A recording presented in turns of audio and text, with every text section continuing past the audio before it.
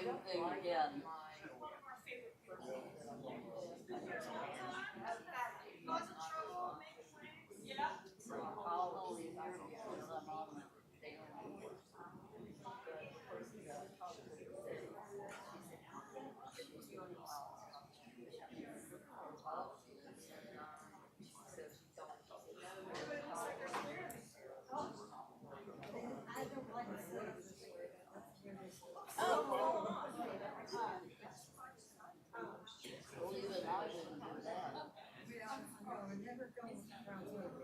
That would have been something I would have done.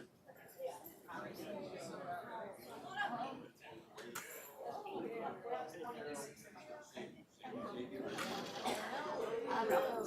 Yeah, you do the where I can. Right. So they start throwing things and you walk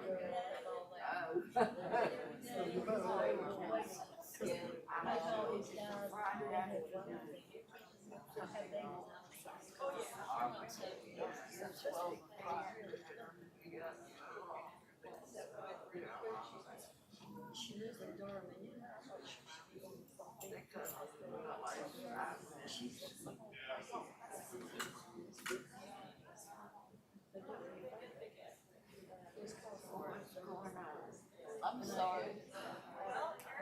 well, she still is having all these sinus infections and she's got her liver and fruit cuts. Well, just keep your arm on your chair.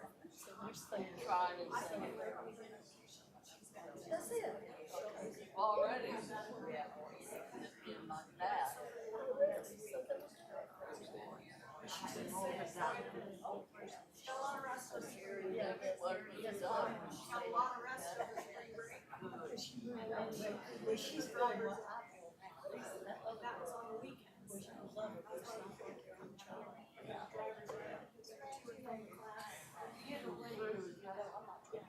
Sit down here. How long before she starts? Oh, she's gonna do a lot of driving. She's gonna do Go ahead, that'll aggravate You have him no so driver's much. license, but you have driver's permit. You have a lot of drive around with license.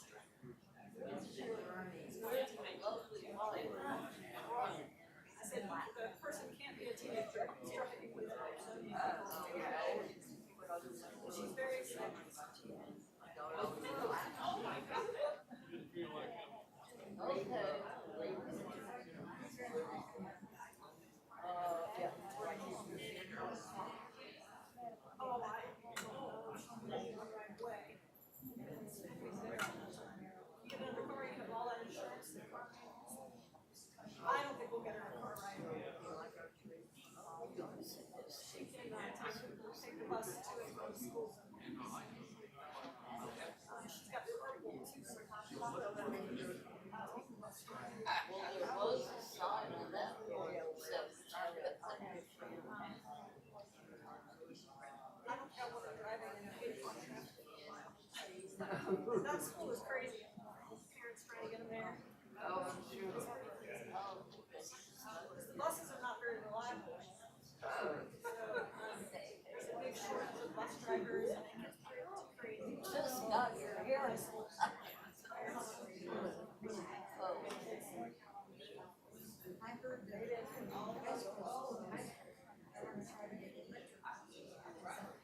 That is possible. Oh, I don't use it. That's very formal for me. Well, see, this is the only glasses we have. That's what I like the gin and tonic. you can set it here or here, wherever. I think that's. There you go. Cause this is not straight. It'll go tumble tumble. You don't think she was even walking. Oh, I know. I know this back. I just want you to know I'm not really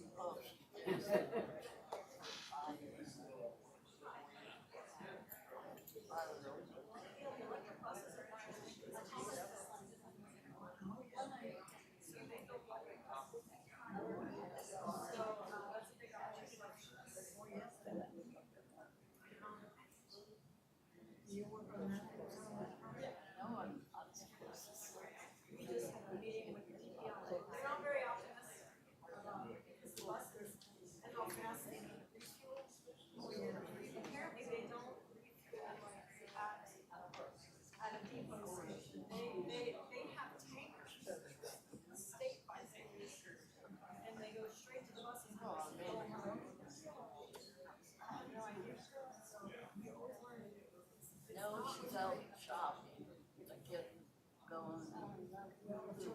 office and pick me up something. Because you're at the pharmacy. I got a cell phone, that'll be the exact time. Yeah. I walked 300 feet. You're not ready. One more minute. The back, he went, I may go back. I'm sorry, you can't pull your stomach. That's all it It's almost 2. How long is this? I don't know, as long as you guys want to have me talk. Okay. If you have questions, we can.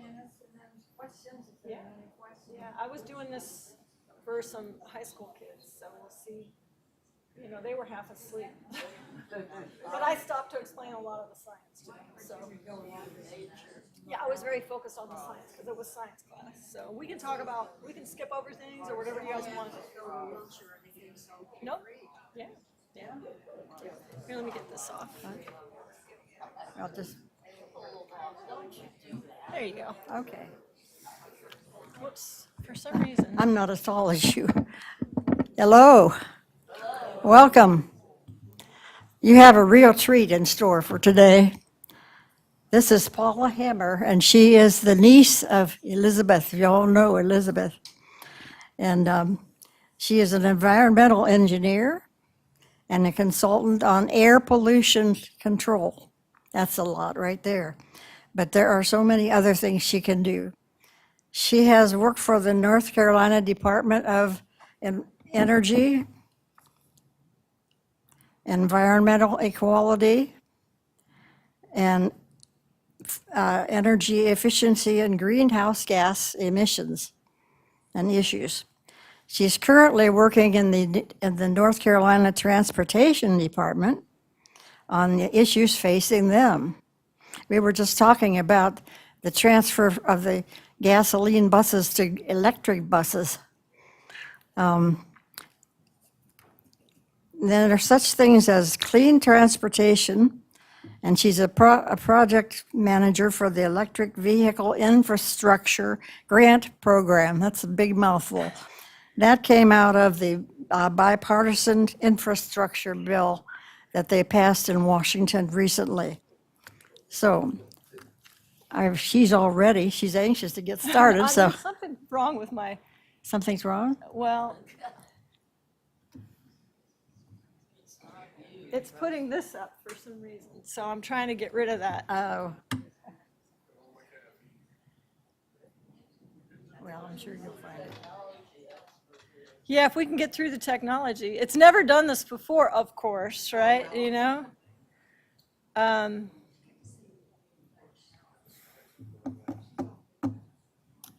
me go to.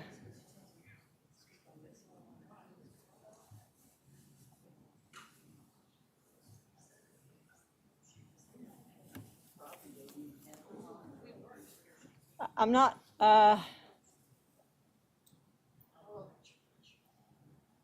we'll try again. I don't know why that's coming up.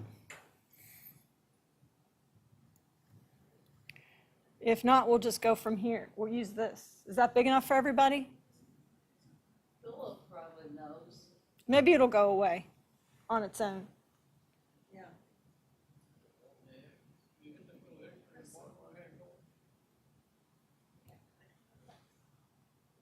It won't let me exit out. Okay.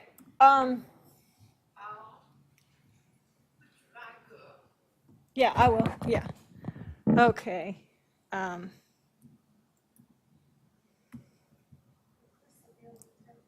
just going to go from here. So we're going to kind of go through this. This presentation was put together for a high school, but it's got a lot of really, really great information on it. And how many people have a basic understanding of like physics, science, energy? Anybody? Few people? Okay, we got some scientists in the house. That's good. So this will be kind of a refresher course for some of you guys on probably what you learned a long time ago. So about me, a little bit more about me. gave this information out to the kids because I want to encourage them to go into science. But I think it's important for you all to understand too, since you may have grandchildren that are, looking at what they want to do with the rest of their lives.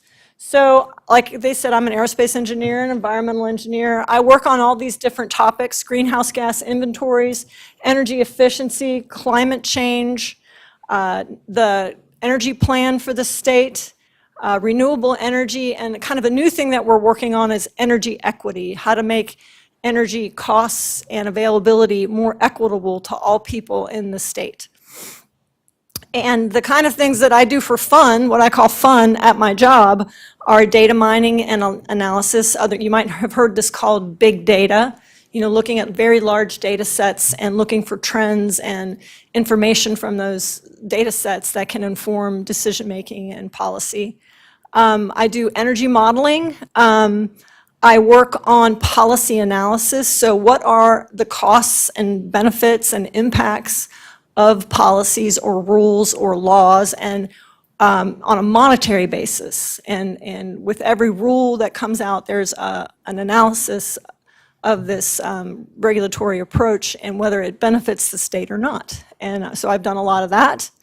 I've also done a lot with just technology assessments, mostly around environmental technologies and whether they're useful and their costs and benefits. There's a lot of creative thinking when you're talking about these kinds of policies, because sometimes it involves voluntary actions on the part of you all. So how do we get you interested and involved so that you want to do these voluntary actions? For instance, replacing your windows, buying a more energy efficient vehicle. And the other thing we need to do is remove barriers that exist, certain laws that exist, certain incentives that exist. We might need to remove those in a creative way to get rid of the problems with moving toward a clean economy. Okay, anybody have any questions on that? Like, for instance, one of the examples is there's a law that we cannot have electric vehicle charging on rest stops in North Carolina. Everybody says, well, just put the vehicle chargers at the rest stops. We're not allowed to charge for electricity. The only people this is so weird, the only people that can sell anything at a rest stop are blind vending machine businesses. They have to be blind people and they have to be a vending machine business. So and the other thing that the state of North Carolina did was preclude, the legislature precluded giving away electricity at rest stops. There's a specific law that they recently passed that you can't give away the electricity because electricity is pretty cheap in general. There's not that many people charging right now, so you don't get very many people on I-95 that want to charge. It's mostly in communities where you get, like in Laurinburg, people want to charge. People aren't taking electric cars across the United States that much yet. So a cheap and easy way to do this would have been to just do it at rest stops, but we are forbidden from doing that because of these two conflicting laws. So that's a barrier that we need to remove. So, yeah. So what is energy? We talk about it all the time, but it's the ability to create work, right? From those of you that remember your physics class, there's different kinds of energy. The two basic categories are potential energy, which is stored energy, and kinetic energy, which is energy of movement, all right? Batteries, chemical energy in the batteries, nuclear energy, gravitational energy, if a ball is on top of a hill or a roller coaster on top of the hill, that has potential energy. Electric energy is often potential energy. And then there's kinetic energy, the part that's moving. Your vehicle moves when you push the gas pedal. Thermal energy is when you're heating up water for steam, for either your tea or to power an electric plant. It's the same process. You're using steam for either your tea or your, or your electric plant. Radiant power, whoops, I just hit that very little bit.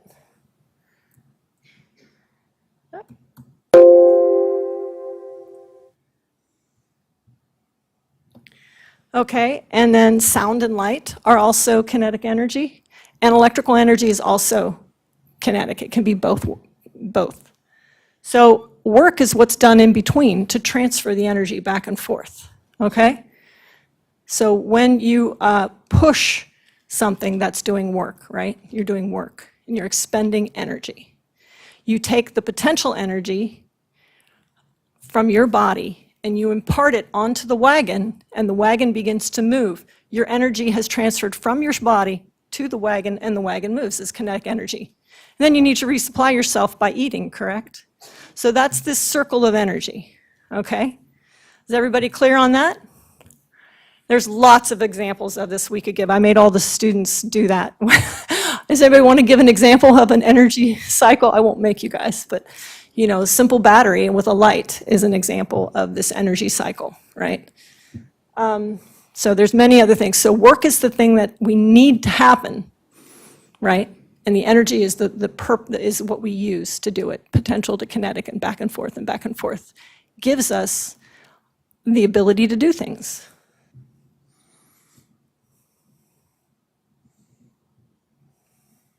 So like I said, energy is fundamental to everything we can do. This is kind of a slide where I told them what engineers do. So, but it might help you all understand the whole process. So many problems, especially in engineering, are boiled down to energy. Why doesn't my car start? The battery's not working. What is the best way to hit a baseball? You can tell I was looking for the boys there. So, you know, do I hit it at the tip of the bat? Do I hit it in the middle of the bat? There's going to be a different amount of energy transferred if I hit at the tip versus hit at the middle of the bat. How can we live on Mars? More things to get the kids interested. How do you get to Mars? That's an energy problem. So what engineers do is we take these big complex problems like how to get to Mars, and we simplify them into the first principles of physics, laws, the physics laws that we know, and the first principle equations that go with those laws. You start with conservation of mass, conservation of energy, conservation of momentum, which by 8th grade, all these kids have learned very well. So they know these things. And so these laws indicate that mass and energy are not created nor destroyed. They are conserved. And that is a key principle to just about every engineering problem we do. So, like we discussed, energy and work are very closely related. And we already kind of talked about that. I'm just kind of reiterating that. And one of the amazing, they were studying the water cycle at that point. And the water cycle is an incredible example of this cycle of energy. The rain falls, it enters the river is evaporated up by the sun, the clouds form and rain. So there's this constant, you know, transfer of energy within the water systems of the entire globe. I love energy.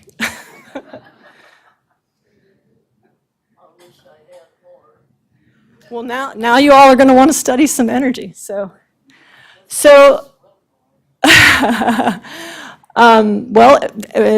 we'll talk about that energy later. So conversion of energy, to me, it's this amazing, magical process of converting between potential and kinetic energy. We have very clear physics and math to use.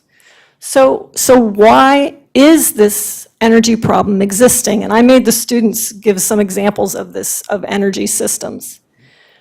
Why is it so complicated? There's another law, unfortunately, besides conservation of mass, conservation of momentum, and conservation of energy.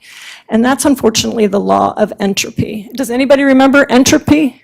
I'm sure you all learned it in high school. I'm 100% sure you did. Entropy is disorder, where all systems move from order to disorder. It's a law. You can't make things tidier in the world. They just get messier. So entropy always increases within a closed system. So there will always be waste. And that's a hard thing for us. And that's, you know, we have these wonderful systems that are happening, but there's always waste. There's always loss. And that's what makes energy challenging. So now you are all qualified to become energy engineers. Let's go here. Or I'm just going to do this. This is easier. Whoops. Let me do it this way.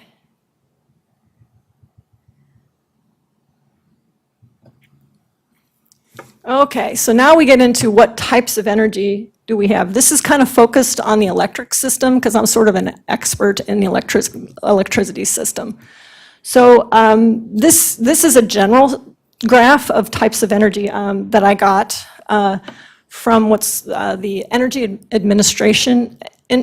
Information Administration, which a local North Carolina professor at NC State is now the head of. His name is Joe DeCarolis. He's a wonderful guy. He's an energy modeler, and I've learned a ton from him over the years. He's young. He's probably 40, 45 years old, and he's now head of this incredible organization. He's involved in what we call open source modeling. That's when you don't own and sell your energy model.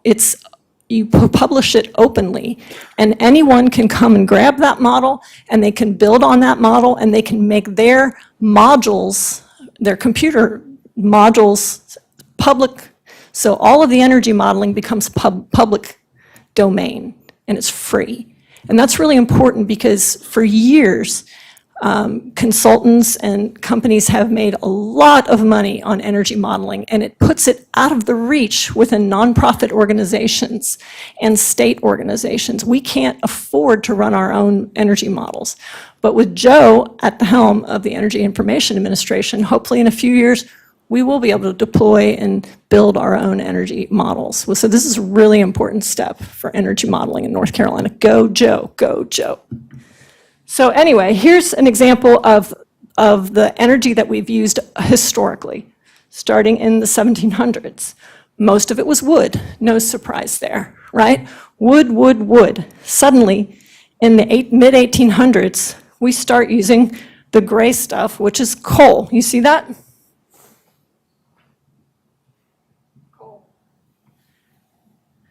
Coal is very energy dense.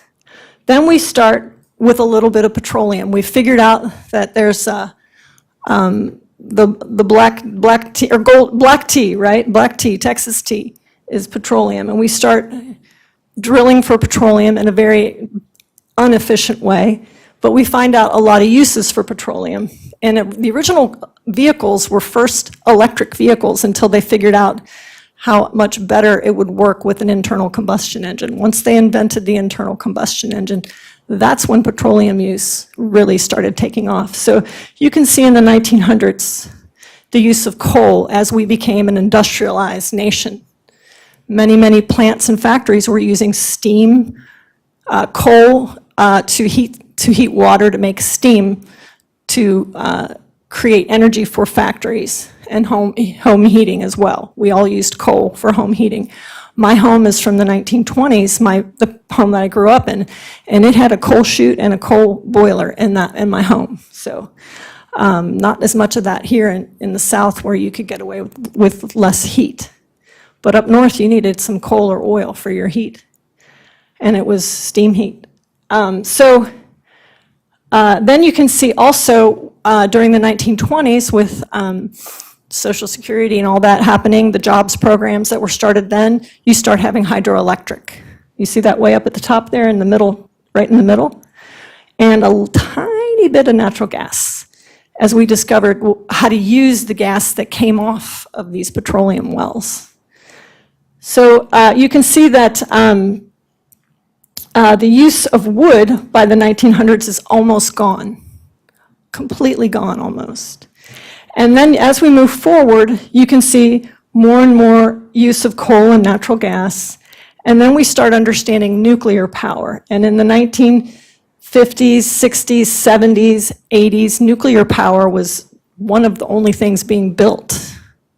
So there was a lot of nuclear power that came into operation during those time periods. I think that's all of them. And then we have some other renewables way over here.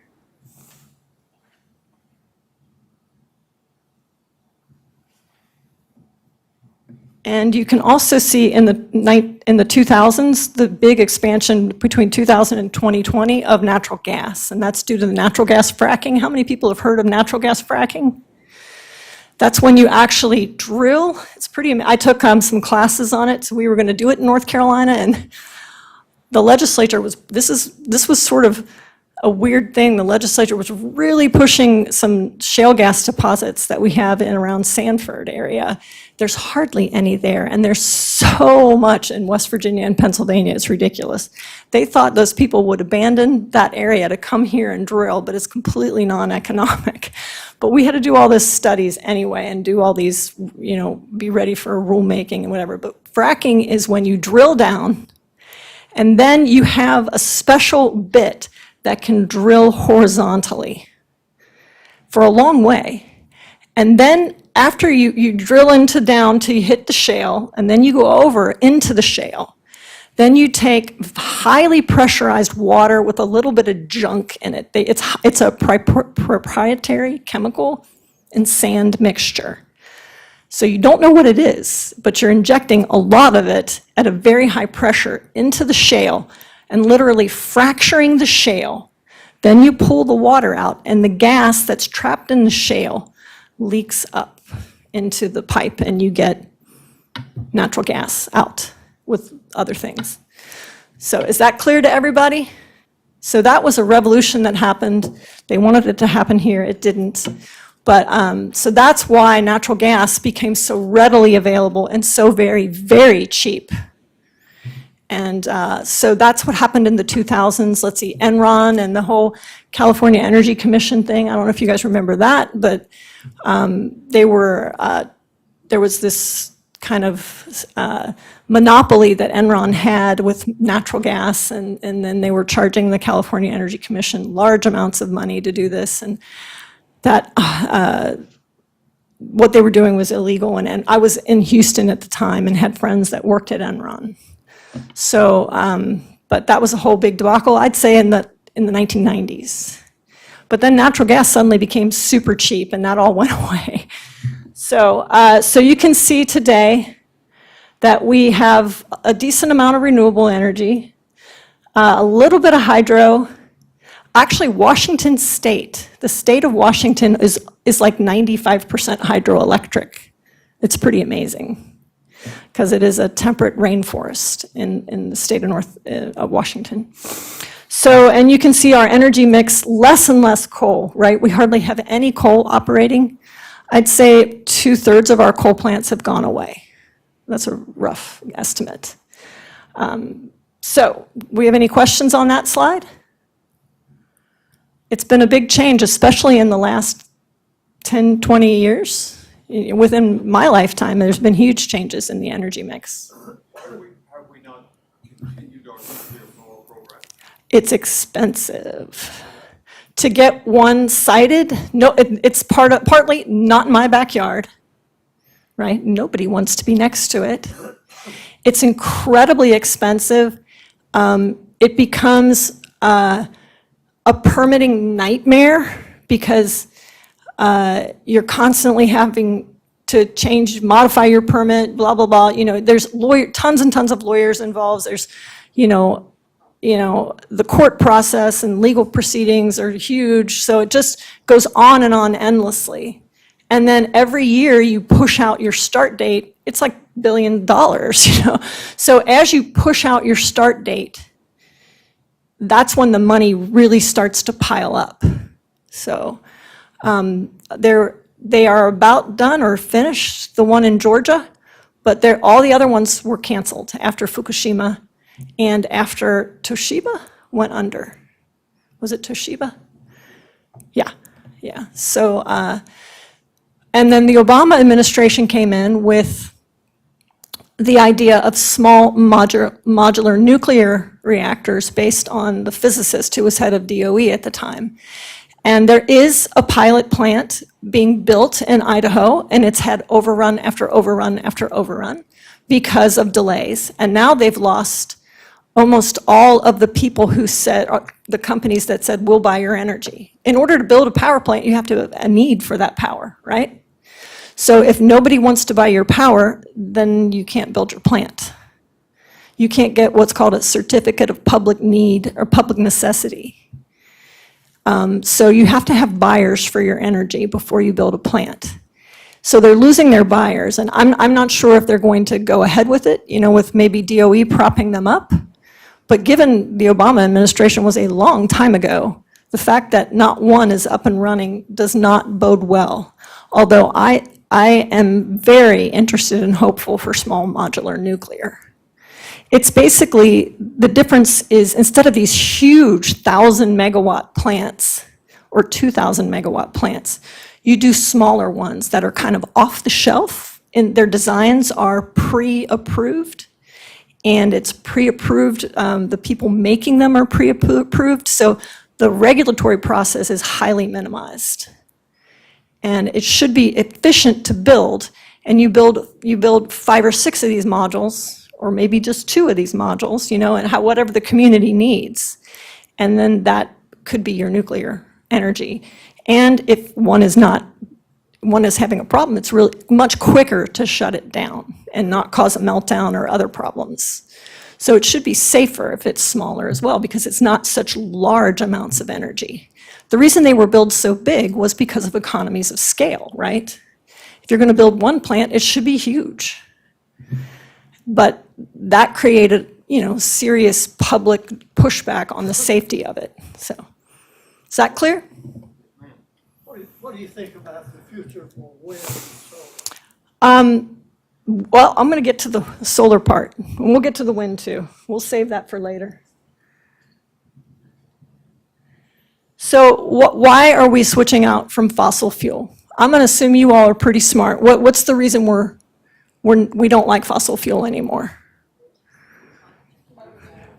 Right, the greenhouse gases, and carbon dioxide is like 98% of the carbon emitted when you burn fossil fuel, okay?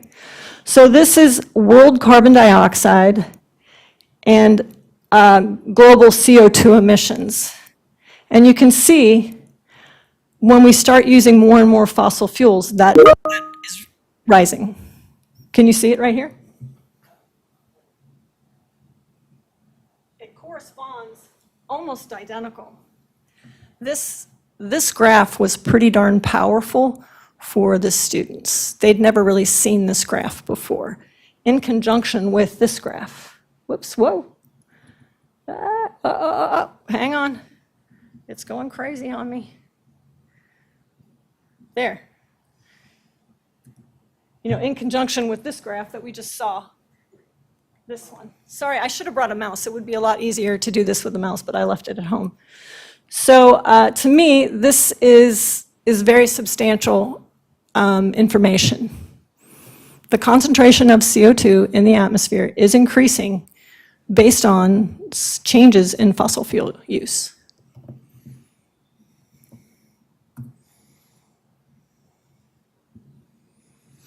Okay, so why are greenhouse gases bad? You all know that they're bad, but lots of people don't know why. So I'm just going to give you a little brief intro into why.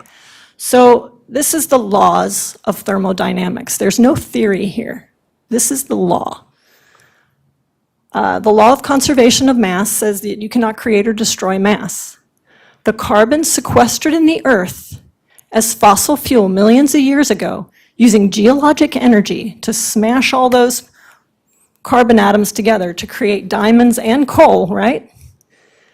When that's burned, the coal or the oil is burned, or the natural gas, it emits large amounts of carbon that grabs 2 O2s and becomes CO2 when it's out the door, out the stack. So we've already shown you the Earth's CO2 concentration is increasing because of this on a global scale now. The law of conservation of energy says when the sun hits the Earth's atmosphere, some of it bounces off, but a lot of it goes through and it warms the Earth. At night, the Earth irradiates that back into the atmosphere, and it creates this kind of temperature normalization. Instead of, on the moon, it's very, very cold when the sun is shining and very, very hot when the sun is shining and very, very cold when it's dark. The ocean and the atmosphere trap that heat from the sun and give it off at night so that our planet temperature is more normal. You know, it doesn't have these big shifts between night and day compared to a planet that has no atmosphere and no water. So the Earth releases that heat back. When we have more CO2 and other greenhouse gases in the atmosphere actually traps more of that heat based on the chemical makeup of the atmosphere. So it actually absorbs more of that heat and the atmosphere is warmer, okay? The planet Venus is all CO2 and it's incredibly hot. We already know, we have a law, we have an example of what happens in an extreme CO2 environment. It's extremely hot. So when people talk about climate change theory, the theory is not this part. This is law. The theory is what will happen to the climate, when it will happen, and how it will happen. So those are the theories, but the fact that the climate, that the atmosphere will get warmer is law. Okay? Is that clear to everybody? It's not very happy, is it? It would be nice if it was all a theory and we could make it just go away. But we cannot make the fact that the atmosphere is warming and will continue to warm. The other thing that I didn't tell the kids because it's so depressing is that the lifetime of one of these CO2 molecules and some of these other greenhouse gases, it doesn't go away right away. It's in the atmosphere for long periods of time before it eventually gets used up and sequestered by something else.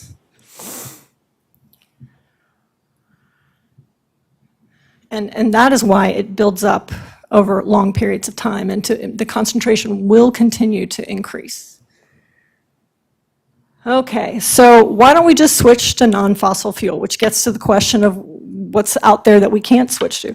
One of the problems is that we sent people into coal mines to dig for coal, which is highly dangerous, horrible thing to be doing with your life, and will kill you at a much earlier age than if you didn't dig for coal. The reason we did that is because it has a lot of energy density. There's the energy density of wood versus coal. That's dried wood. So wet wood is has less, because wet wood has a large amount of water in it, and it makes all that smoke that we all hate. We like dried wood to burn. So on a pound per pound basis, this is the heating value with no water in the wood. And you can see how much natural gas is holding. It's holding even more than coal. All right, and gasoline is close to natural gas. So this energy density is important. It's also important that this energy is there whenever you need it. And it's very cheap and easy to store it, okay? So that's one of the reasons we haven't moved away quicker from fossil fuels. And, it's one thing to say, let's switch, but there's an important reason that we know why we're not switching to, correct? Nobody thinks about why we're not switching. So these are things that I think about.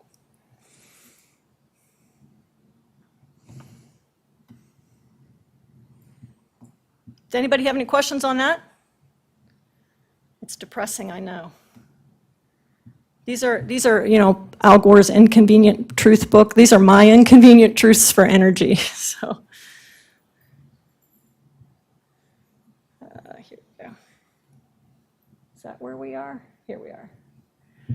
Okay, so who uses all this energy? And it's you. You use it all. So this is a distribution between residential, commercial, industrial, transportation, and electric power. And how much residences use? It's quite a bit. The primary consumption is when you use it directly at your home. To heat your home, if you've got natural gas heating or oil or wood at your home, that's this amount. But if you think about all the energy you use at your home, whether it's electric or whatever, that's the second amount. So the smaller amount is what you actually combust at your home. and produce CO2. The other part is your indirect energy use. Is that clear to everybody? Does everybody get that? So that's your refrigerator, your washing machine, your lights, etc.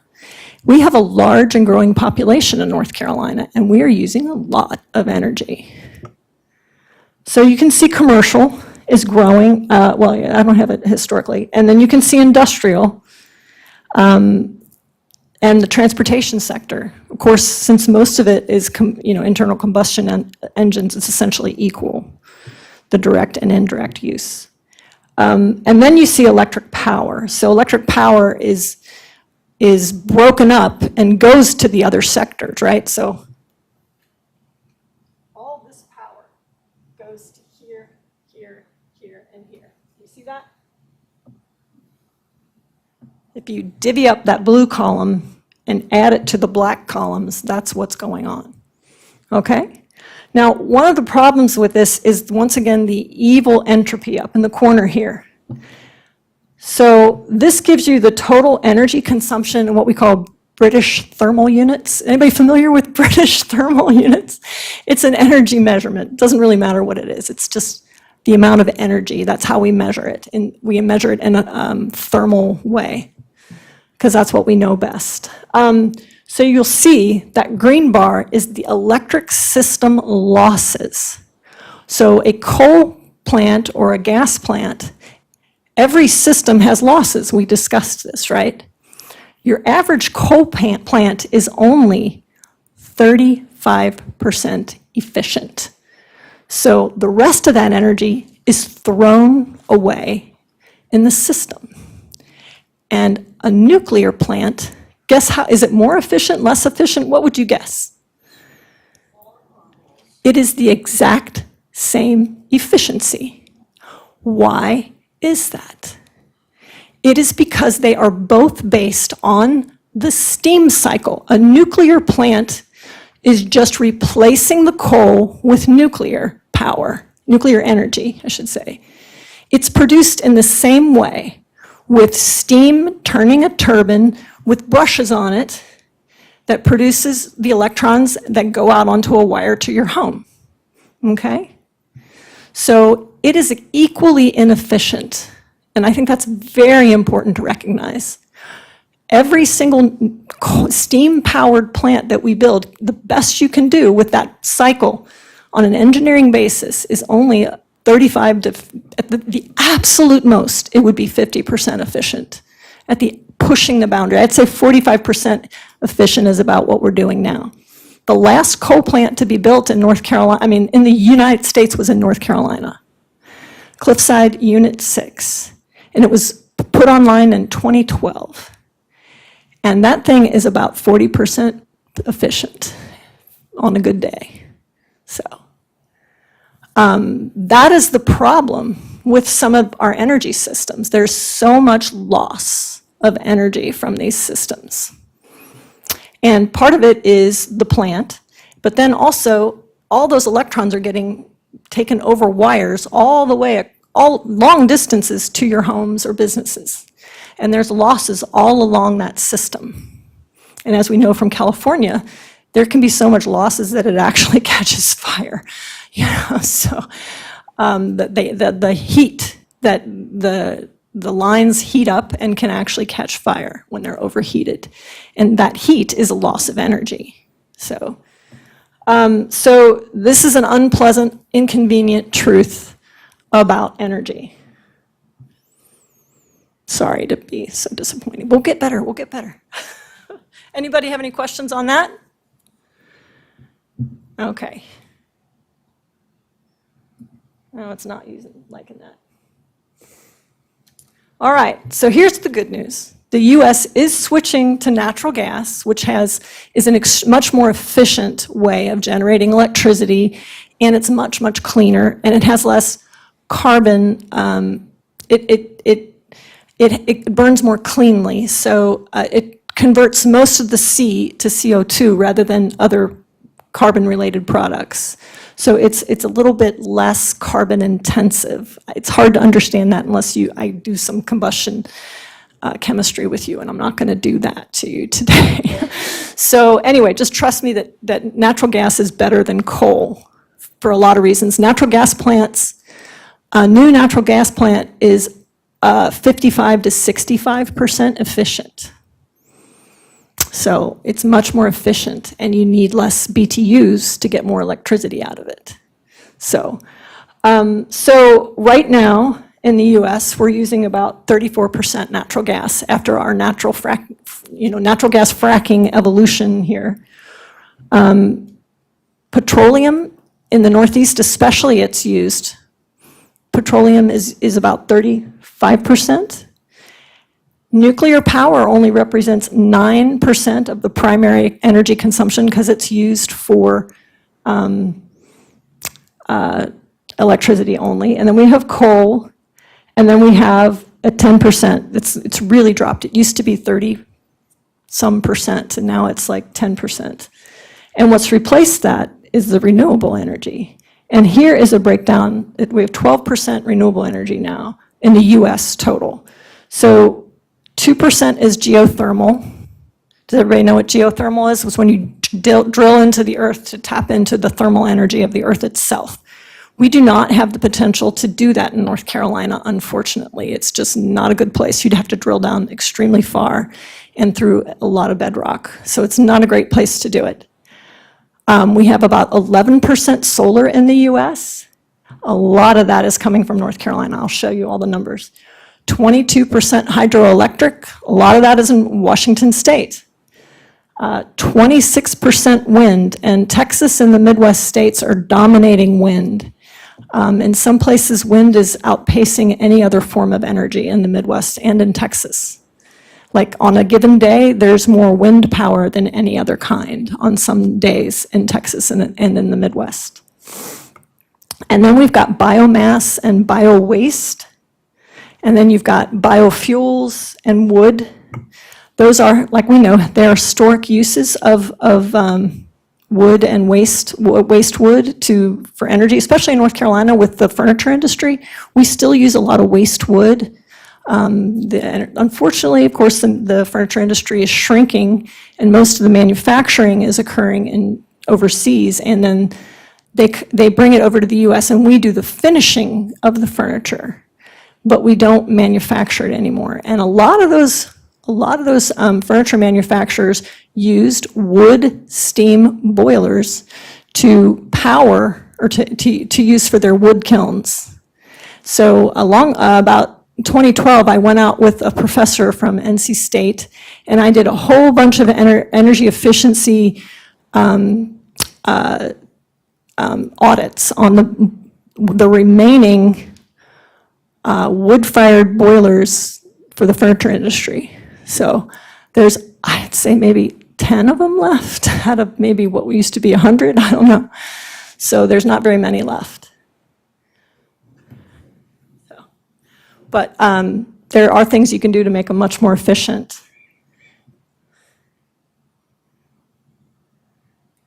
Okay, so what does the energy future look like? That's what you all came for.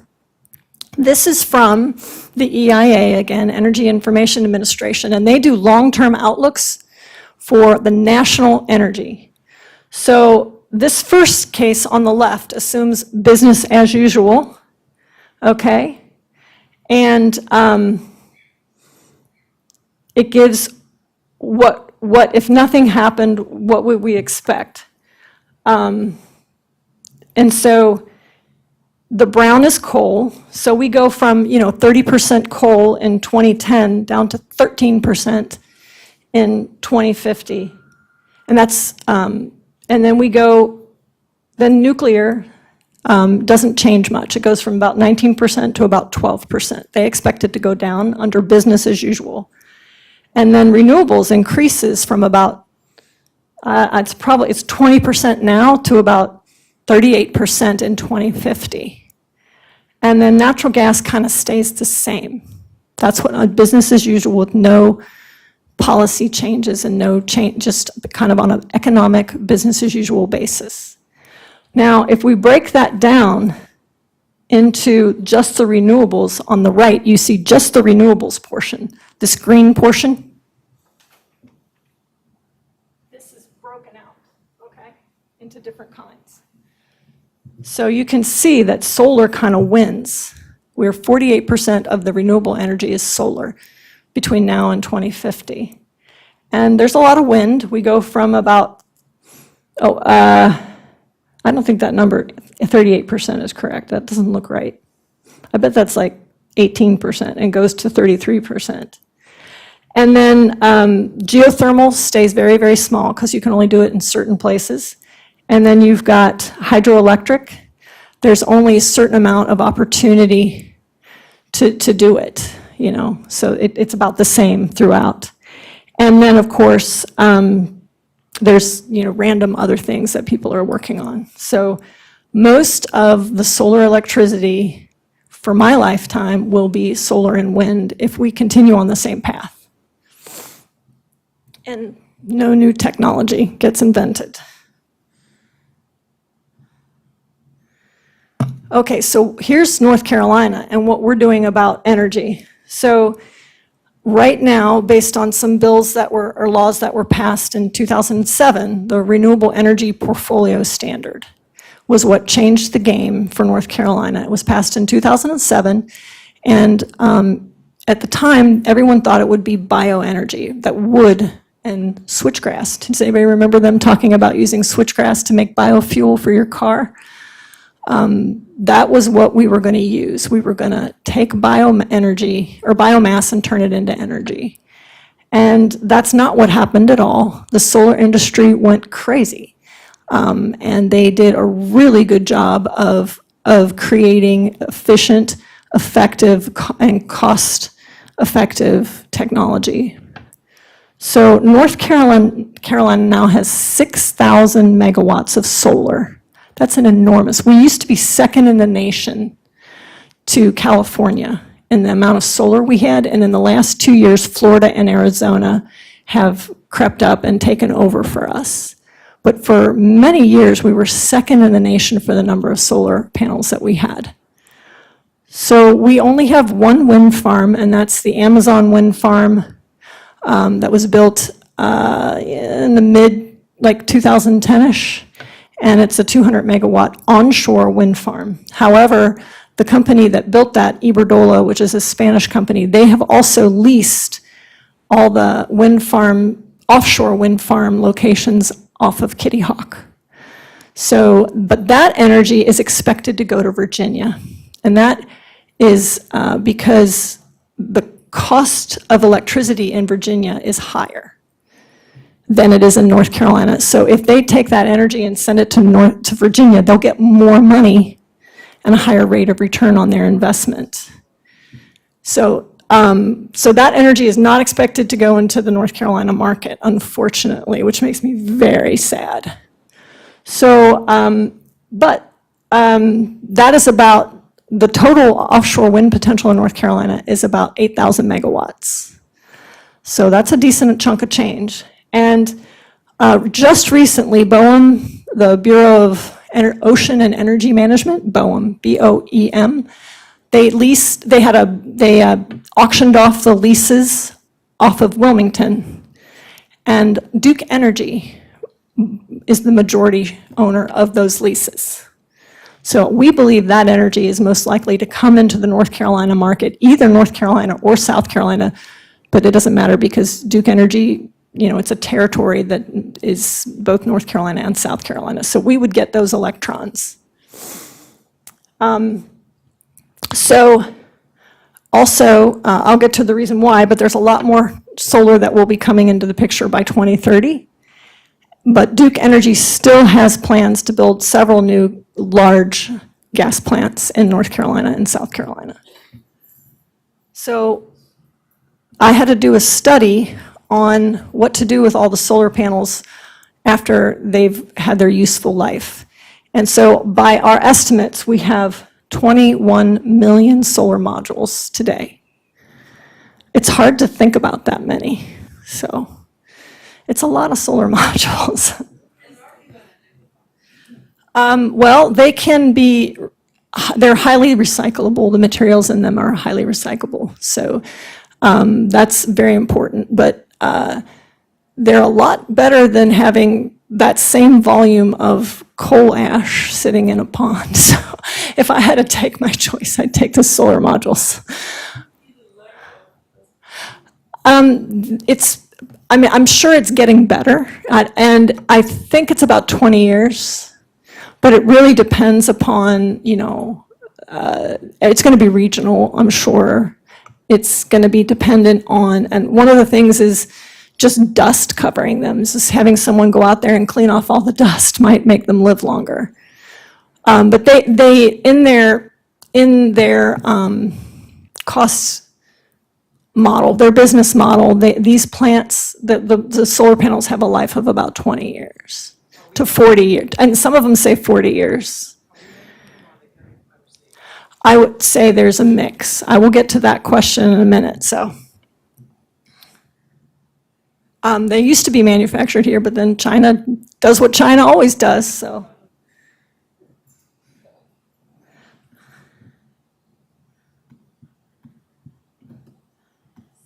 Okay.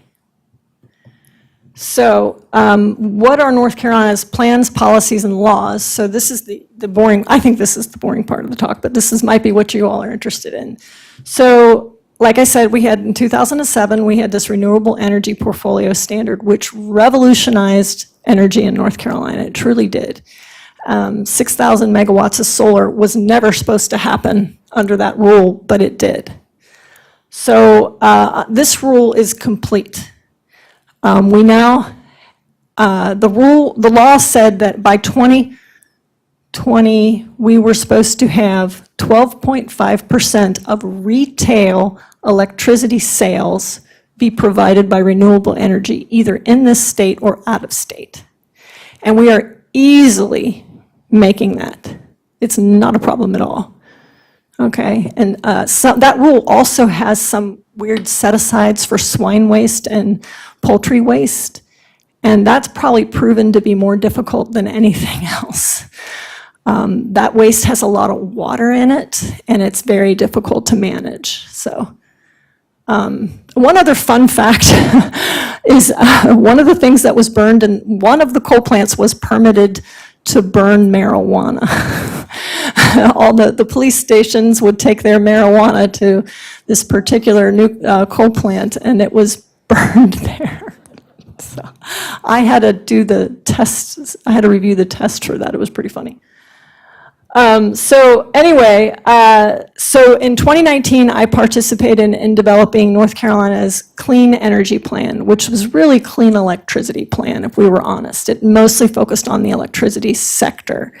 And this focused on policies and laws and actions that could be taken by many different entities in North Carolina: the legislature, the Utilities Commission, nonprofits, DEQ. Many people could participate. And it was done mostly prior to COVID. So we had a lot of in-person meetings, and I was in charge of large sections of it, including the modeling of CO2 emissions.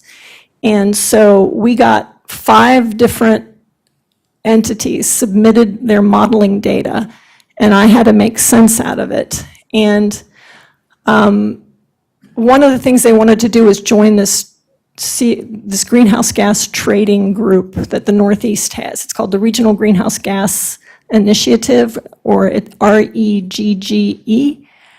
And it's called REGGE. And so when I looked at it, and I looked at North Carolina politics, and my boss and I sat down and said, we have one shot at this. We have one shot to change the course of North Carolina. If we focus on greenhouse gases, and we focus on that message, we will lose, because the legislature will just say no. So what we focused on was clean energy economy and clean energy jobs and all the wealth that can come from this transition. So we focused in a proactive way rather than a negative way on regulating carbon. And we proposed to do a clean energy standard, okay?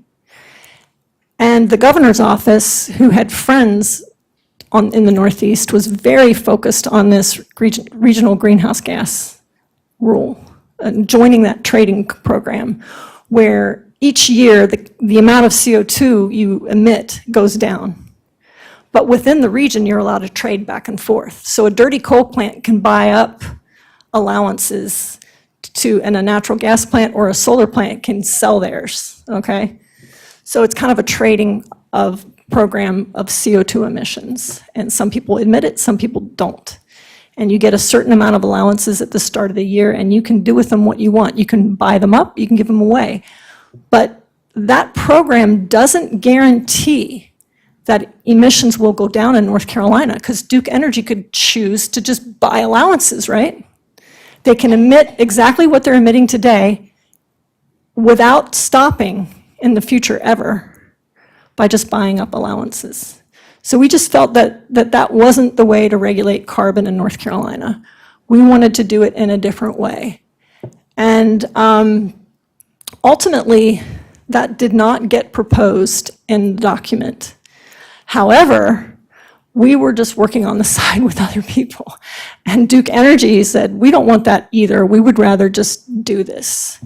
And so a group of people got together and grabbed our idea of this clean energy rule and said, let's do that. So that resulted in number 4, the House Bill 951, which is a new clean energy law in North Carolina. And that says that we will have a 70% reduction in CO2 emissions from our high point of 2005 by 2030.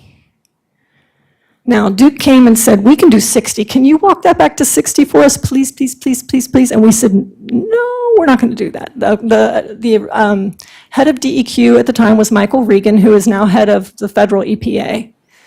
And I was surprised. I couldn't believe he said, let's go to 70. So that's what we recommended, and that's what they tried to do, or what they have to do now. And then the goal for 2050, which many, many states and many, many electric utilities have adopted as a goal, of net zero by 2050. Now, what net zero means is that you can sequester carbon in certain sectors and emit some in the electricity market. So North Carolina has a lot of trees. We can promote forests and other natural lands that sequester carbon. And as long as we have verified methods that are verified, and the calculations and the measurement of the carbon shows that we're sequestering, then Duke could buy those allowances and use them to offset the small amount of solar that will be left.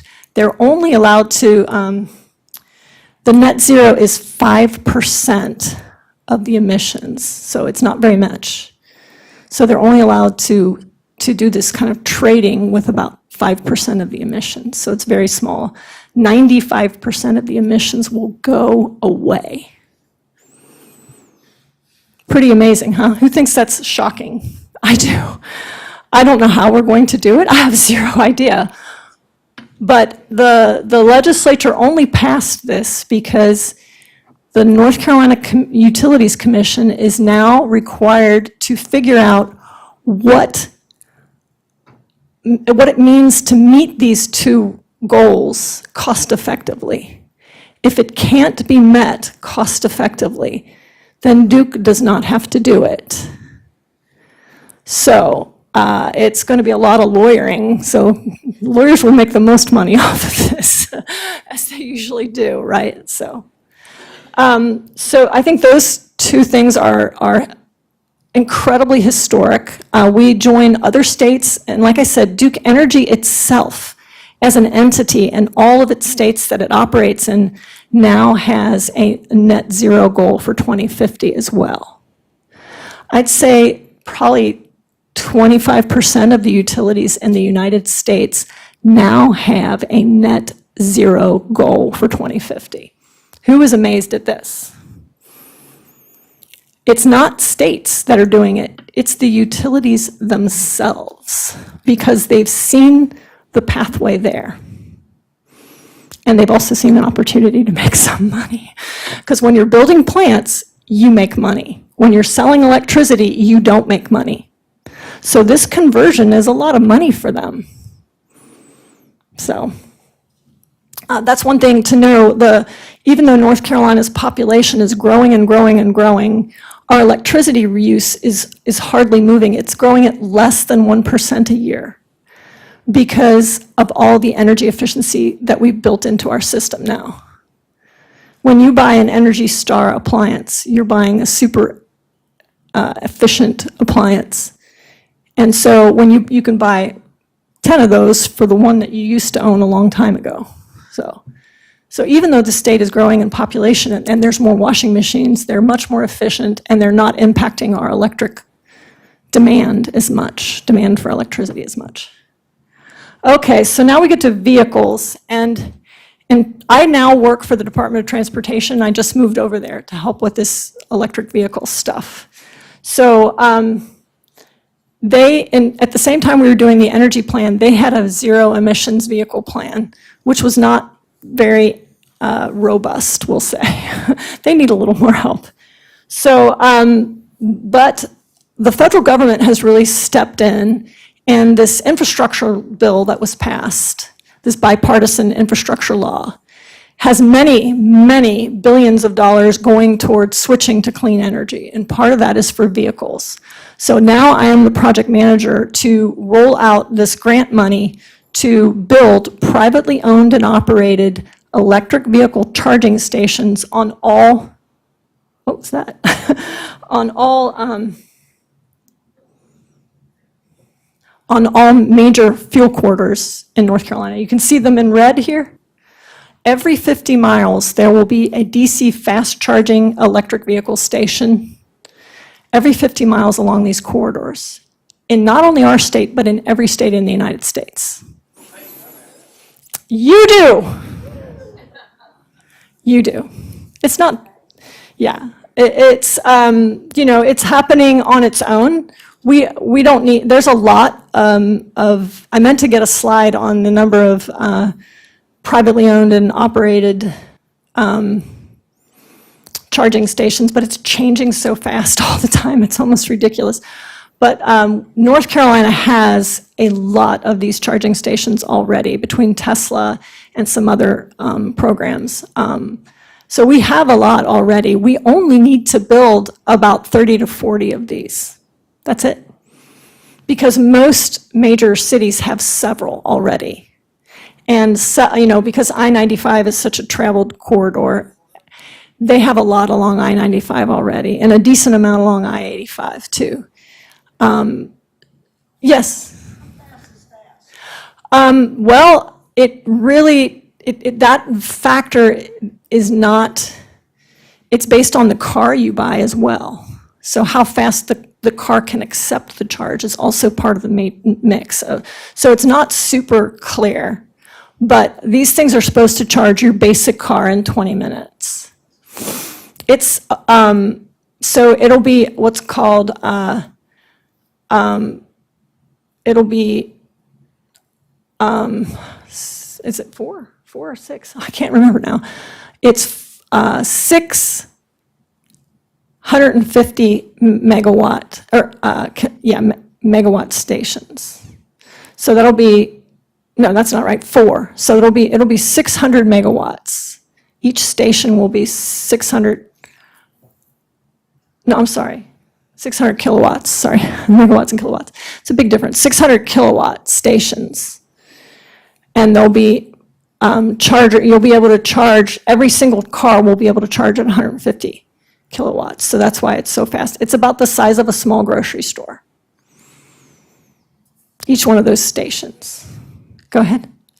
Does those batteries require lithium to make them? The battery technology is also changing. I would say most of them are using lithium, but there are people working on on this aspect, just like they did with solar energy. I believe that the batteries will become much more efficient and much more cost effective. There's a lot of research dollars getting poured into battery technology. So while this is the state of things now, I do not believe in the next 10 years that we'll still be looking at the same problem. Just like the way the solar panels completely changed over 10 to 20 years, the batteries are not far behind. But I agree with you that relying on a very limited metal to do this is not wise. And one of the things that, so let me keep going here. There's also going to be a lot of money going for community level. Oh, I should say that this does require some match. It's not completely free money. As a private owner, you will have to put up a portion of the money to own and operate this station. And so there's also community level that's going to be maybe level 2 charging, so that when you park at a store, you can go, or a restaurant, you can go and charge your car. That will be happening too, in a less organized fashion, but I'm in charge of making sure that everybody's got some electric power and electric charging capability. We have to do it in an equitable and just fashion, so I'm in charge of that. Wish me luck. Energy has never, ever been equitable, ever. And it's going to be very, very hard not to tick anybody off. Pretty sure I'll make some people mad at me before the end of it, but I carry that stewardship with me every day, and I really want this to happen in a way that's good. So one of the other things that's happening as part of the IRA bill, Inflation Reduction Act, where Joe Manchin got his all his power was in the negotiation of that bill. There are rebates, $7,500 for new electric vehicles and $4,500 rebates for used electric vehicles, to make it more equitable. But I don't know too many poor people that can even afford any kind of car, much less an electric car. And I say that every day. I say that any kind of transportation for a low-income family can be life-altering. You give a family a car of any kind, and it will change their economics and their lifestyle and their health, because they can drive to a store to get better food than they can at the 7-Eleven. So I hold this very close to my heart as well. Transportation inequity is causing huge economic disparity in this country. So my last thing that's interesting is hydrogen. Everybody knows the Hindenburg. I really don't know how hydrogen's going to happen, but a lot of people are saying hydrogen will be a fuel source and an energy storage source that may replace a lot of the use of batteries for the future. Hydrogen is an incredibly tiny molecule. It's the first one on the periodic table. It's very, very tiny, and putting two of them together is equally tiny, H2. So leaks and all that kind of thing is very, very real issue. And you can't just take the natural gas out of the pipe and replace it with hydrogen. The metal is not compatible with the hydrogen. I'm trying to understand what the deal is with hydrogen and metals, but what I've come to learn, that I'm not 100% sure this is true, is that the hydrogen molecules are so tiny that you have this lattice structure for your metal. Think of it as Tinker Toys. Who had Tinker Toys growing up? You build a lattice with your Tinker Toys. That's what metal looks like, except much tinier. The hydrogen is so small, it can migrate into the lattice network of the atoms in the metal that make up the metal.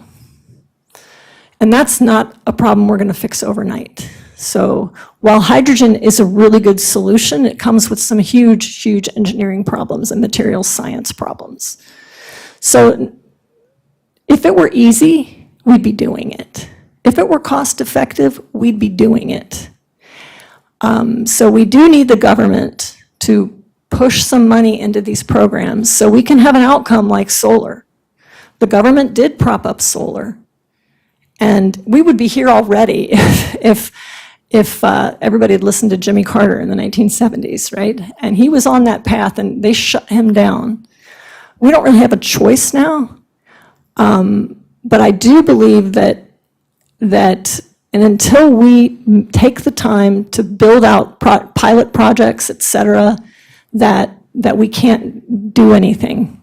So we need to start providing incentives for new ideas and new energy sources and new ways of doing business. So, vote for change is what I say. I don't think that you can hide your head in the sand anymore. It's too obvious that climate change is happening, and it's time to act now, like yesterday. So, did anybody have any other thoughts? Go ahead. Finding all these wonderful processes and procedures, while China and India are dumping tons and tons of crud in the atmosphere.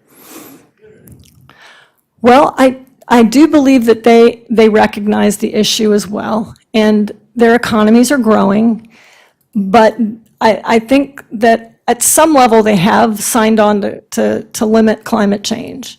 Now, how real it is, I don't know. But I do know that China is looking into alternative forms of energy. And they continue to build coal plants, that's for sure. But they also are doing other things. So we have to hope that their leaders, I mean, they have so many people, it's hard to say stop. Everybody wants our standard of living. And most people in India and China do not have this incredible standard of living that we have. You're at the top of the heap. Everybody wants to be there. So it's really hard to say no to all these billions of people that want air conditioning and a car and central heat and hot water. Go ahead. If you were going to buy a new car today and make a wisest choice, what would you buy? The wisest choice is not to buy one at all, right? The energy that you don't use is the most important energy. Energy efficiency is always the most important. So the most energy efficient car you should buy is the one that you can afford. It really depends upon what you're doing with the vehicle. If you're just driving locally, I would say, your basic electric vehicle would be a very good option. We have very cheap electricity in North Carolina right now, so it would be a very good option to start promoting the use of electric vehicles. I have a hybrid. I have a Prius. I've owned a Prius since way back when they first came out in this country. In 2003, I bought it. And they had already been out in Japan for 15 years when they started bringing it over here, and people were so afraid of that technology. But it was literally 15 years old. And being an engineer, I read about it, and I said, oh, this is perfect, no big deal.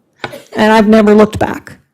So electric vehicles are a little bit out of my price range, as they are with most middle-class families. So I think the prices will be coming down. The fact that they can go 300 miles now, the average electric vehicle can go 300 miles now.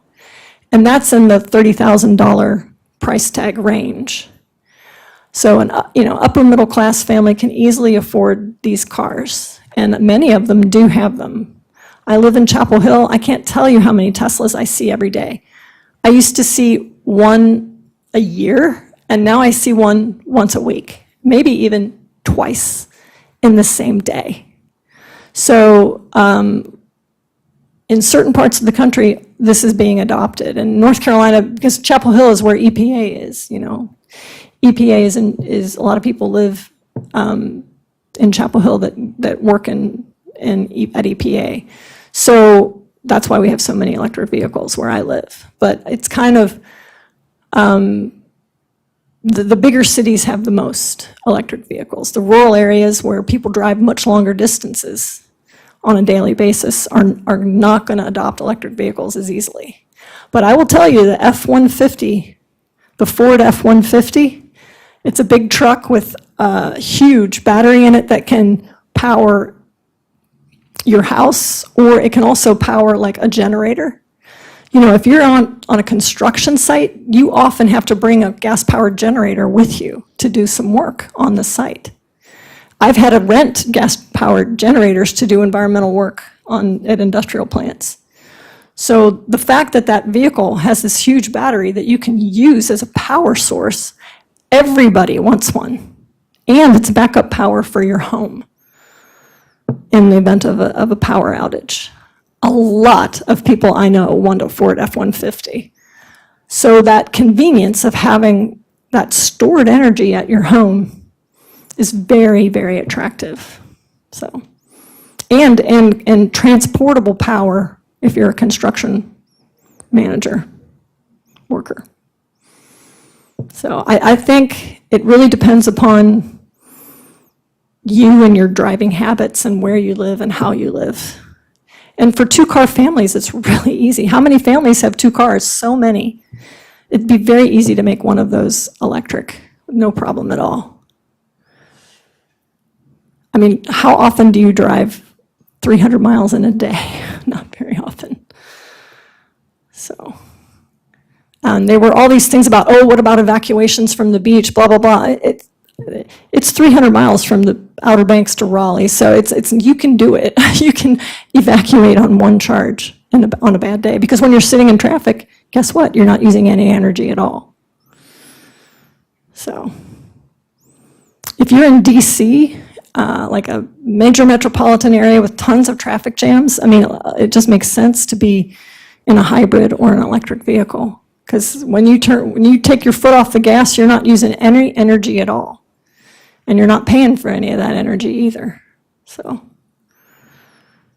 How long will it be before Laurinburg gets one of those? A public charging station? Yeah. Yeah, it's not a big deal. I mean, you can do one at home. If you want to charge overnight, all you need is install something like an oven. It's basically like installing a second oven in your home. And you can plug your vehicle in and charge it all night long, every night. Now, the one thing that people don't know, you guys will understand this, but the reason why electric vehicles were invented and promoted in the 1970s is because we had so much air pollution. So they were developed to solve urban air pollution problems, but they were never adopted because of many reasons. But that's the original intent of an electric vehicle, was for urban air quality. So we have to think about that as the historic reason for why electric vehicles were developed. And the only reason they're being promoted so heavily now is it's because the need to transfer off of all that oil and gas is so prominent and important to be done quickly. To reinvent our transportation system in a way that's better, we literally do not have time to do this. By 2030, we could not change back to a system that was a lot of public transportation. That's what we really need, is public transportation that you all grew up with. My family owns streetcar tracks that happen to run outside our property. And my dad bought the streetcar tracks. They were covered over with dirt at the time. But that's really what we need to go back to. A really good public transportation system that, my grandparents had and your parents had. But we destroyed all that when we created suburbs, and cars were pushed after World War II. And oil companies wanted to make money. So, that's the real sad part, is that we destroyed that infrastructure.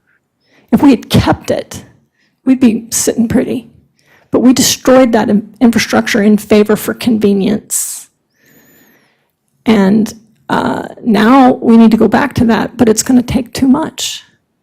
Imagine the price tag on rebuilding that public infrastructure that my grandparents had. So that's the real problem, and that's really why we're looking at electric vehicles. They're kind of a temporary solution to a long-term problem in transportation. And of course, the fact that we're not manufacturing anything in the US anymore, and it all comes from some foreign country on a boat that uses diesel. Nobody talks about that, but I do. So I'm here with all the bad news. So, we need to source everything locally to reduce the emissions as well. The energy you don't use is way more important than the energy you do. So there's so many problems that we created over the last 50 years that we have to undo and go back to the way we were doing them. So it's history repeats itself, right? So think about how things used to be when you were young or when your parents were young and how little energy we used compared to what we do today. So, yeah, I worked with the Department of Environmental Quality, used to have Parks and Rec and Forestry and the zoo, and we were talking about how to reduce vehicle usage. And I said, get everybody a horse. They'll be happier. Everybody wants to get up and ride their horse all day at the park or at the forest, but who wants to get in a car and drive around? So, but anyway, nobody took that suggestion seriously. But I think we should. Well, thank you very much. Yeah.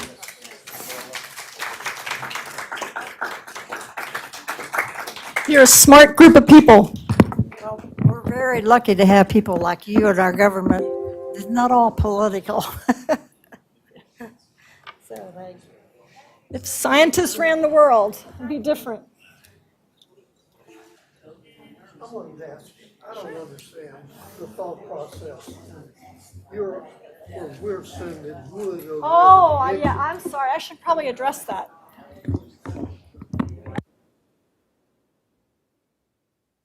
So the pelletization thing is completely weird. I don't agree with it at all.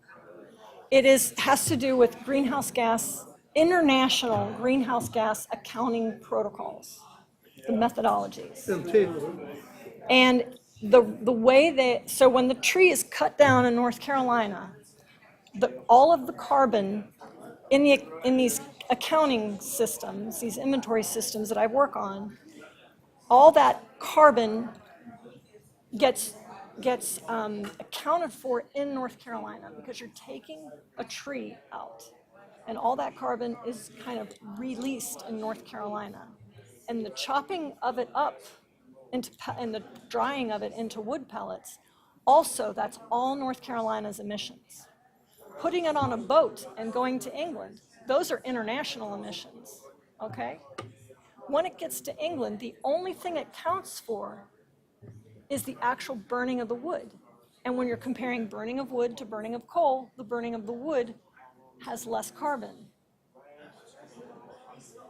But it's a big time business. Yes, and it's a stupid business. Yeah, aren't we using too many trees though? I would not say, they use mostly waste wood. Yeah. We're growing our forests more and more, and a managed forest is better than an unmanaged forest. What we need to do is we need to go back in time and create the furniture manufacturing industry here again. And that furniture is sequestered, the wood is sequestered for long periods of time because it's in your home as furniture.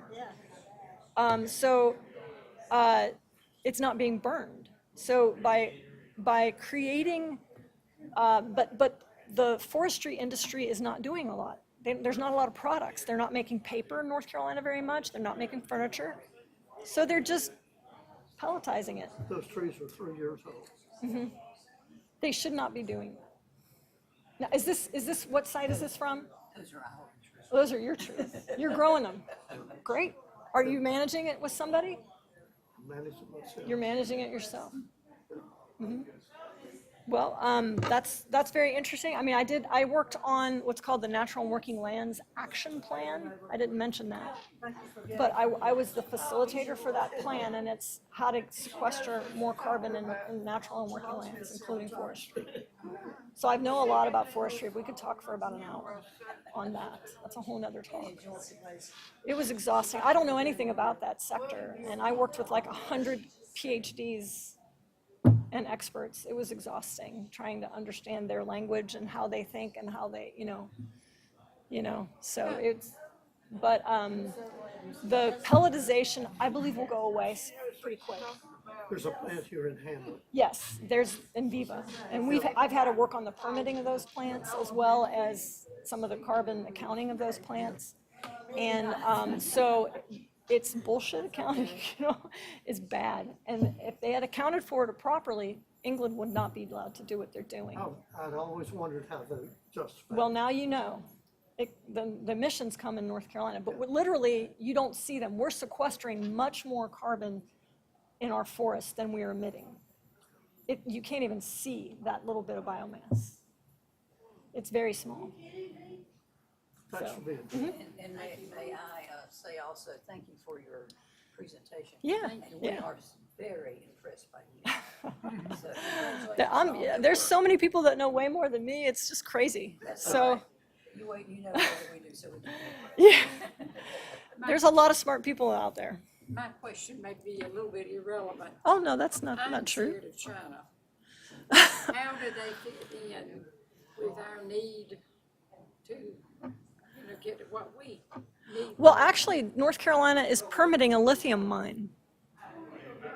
So there is a lot of lithium in China, but there's also some in the US, and some of it's right here in North Carolina. But Is China our top, though, competitor? for what? I mean, they have most of the most of the manufacturing is done in Asia in general. If you're talking economics, yes, obviously, all of Asia. But, these things ebb and flow, right? But China, because it's a communist country, they can literally control industry. And so it's hard because they're not making necessarily economic choices. They can make non-economic choices in how they run systems.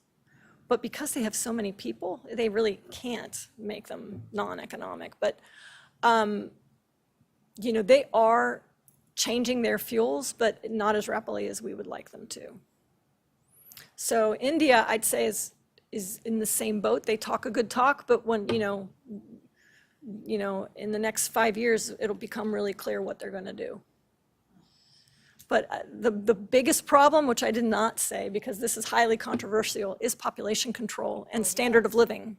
And China's trying to grow some, because they don't. They limited their young people. And so now they revoked that one child policy, and that's not really good. Now they're trying to have one birth. I know. Well, they gave away all their daughters too. They gave away all the girls. Let me make a truthful comment. Sure. You pick good relatives. She's pretty good, isn't she? Well, I hope everybody enjoyed it and understood it enough. Did you all understand it enough? We have some smart people here. Well, I gave you a little science, I gave you a little politics, I gave you a little history, and it's just a little mix of everything. It was wonderful. So- More people have come up to me and said, I'm glad she came. Oh, good. It's a complex subject, and there's no right answer, and there's no wrong answer. It's I have complex. grandchildren, Yeah, and knowing how this world may advance is real important to me. yeah. I don't know why people aren't interested in it. Talk to them, and I don't know. And when my grandson gets around to buying a car, Mm-hmm. should it be electric or should it be? Well, it'll probably be what he can afford. So he should try to find a used hybrid, which is in between, so. Thank you. Thank you so Yeah, much. well, I'm just gonna put my I wanna try and find my thumb drive here, the cap for it. Get everything you need. I need, Do you have to there it go is. back right away? No, I'm sticking around to hang out. I just hope so. I hope she'll stay for dinner. Yeah, And if she does, will y'all eat with us? Are you gonna eat in the cafe or what? No, we're gonna eat in the dining room Okay, at 5 o'clock. all right. all don't know how to turn this system off. You and but- Russell. What happened to Russell? He's still waiting for me. I'm usually waiting for him. Well, Aren't you waiting for me? Can you get what you need? yeah, I got everything. You got everything. Look at that. Isn't that cute? Okay, Hero. Thank you. This is what we bought to replace our iPad. What? We bought this to replace our iPad. It's more useful than the iPad. Oh, really? Gosh, I hope you'll help me some with my iPad. Henry knows more. I hardly used that thing. Henry knows a lot more than me. What, the iPad? I might be able to help you, but if it's a real problem, I might not. Well, I think it would be a simple problem. Okay, well, I don't know. We'll see. I don't know. What would you like to do? Did you have a hard time coming down? Were you having a lot of